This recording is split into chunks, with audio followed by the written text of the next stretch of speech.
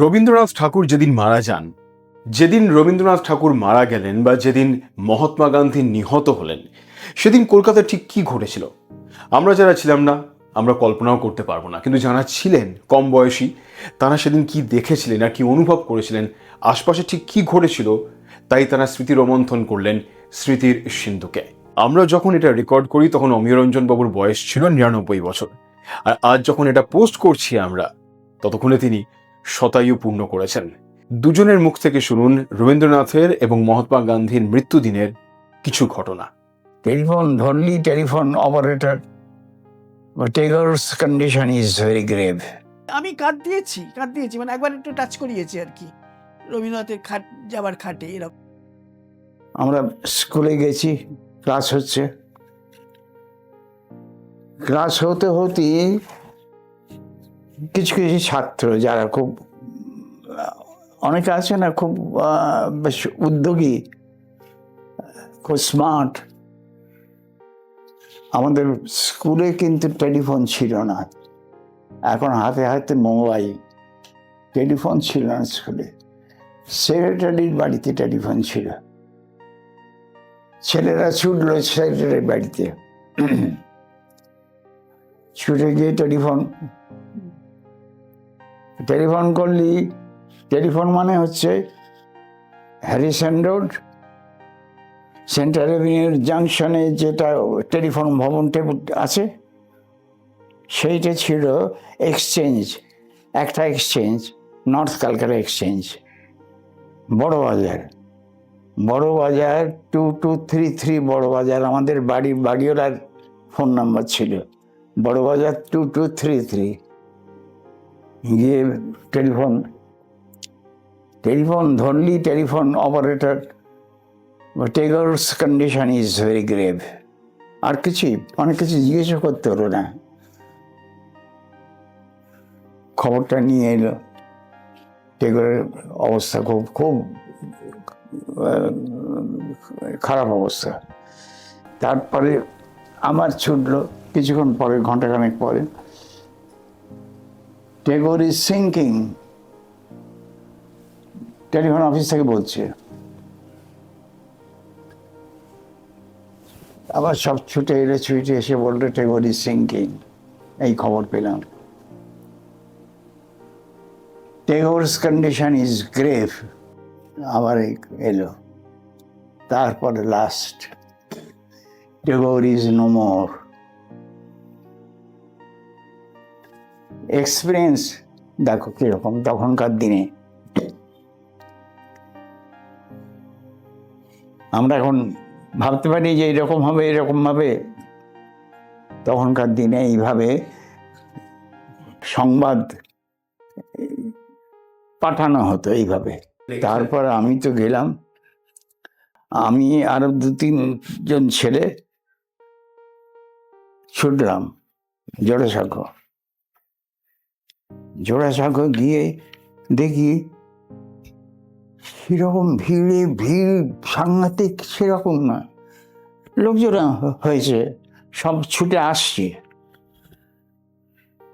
আমরা তো উঠে ওপরে গেলাম, ওপরে গিয়ে দেখি যে ঘরে রবীন্দ্রনাথকে রাখা হয়েছে, সে ঘরে এত লোকজন, আর বিশিষ্ট লোক সব, তখনকার কলকাতার একবারে নাম করা লোক সব গেছে, ভেতরে গেছে। ঢুকতে সাহস হলো না, তখন বয়স কম, আর সব বড় বড় বয়স্ক লোক। তারপরে বারান্দায়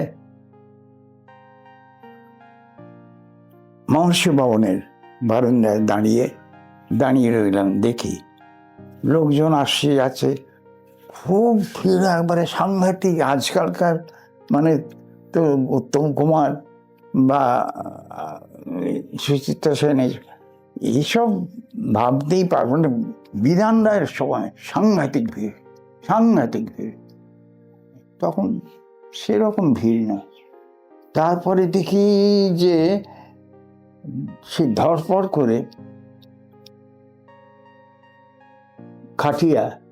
খাটিয়াটা নিয়ে রবীন্দ্রনাথকে শুয়ে জোর করে ঢুকে বিচিত্রা ভবনের ওখানে কোলাসব গেটটাকে খুলে জোর করে বার করে নিয়ে গেল,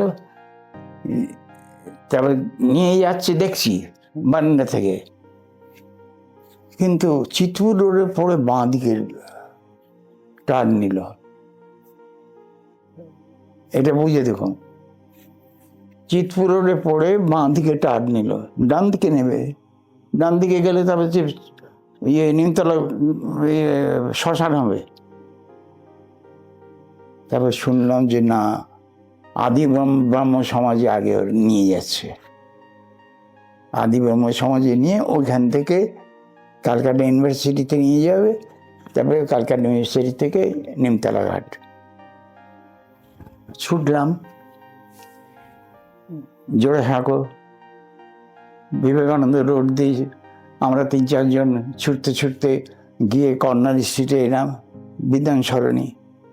সেখানে একটা বাড়ির ইয়ের উপর একটা যাই হোক একটা দাঁড়ালাম,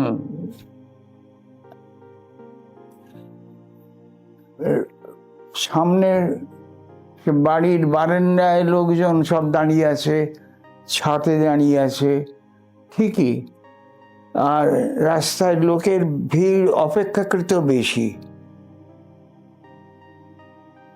তারপর দেখলাম বডি নিয়ে টার্ন নিল, নিয়ে সোজা বেরিয়ে গেল, বেরিয়ে গিয়ে ইউনিভার্সিটির সামনে নামালো।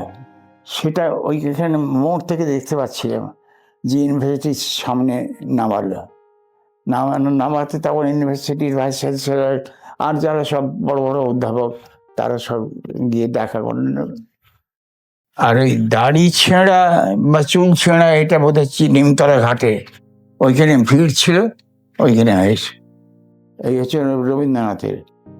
রবীন্দ্রনাথের চলে গেলেন যে তখন তো মানে পাড়া সব থমথমে, যখন কি মানে রেডিওতে অ্যানাউন্স হচ্ছে, নিচে লোকেরা দাঁড়িয়ে শুনছে, তারপরে যে ফেরিওয়ালা যাচ্ছে যেসব যায় বিক্রি করছে, মানে এই একে থেমে যাও চলে যাও, মানে শোনা পরে উনি মারা গেছেন শুনে আর কি। তারপরে সব চারিদিকে দোকানপাট সব বন্ধ টন্ধ হয়ে গেল।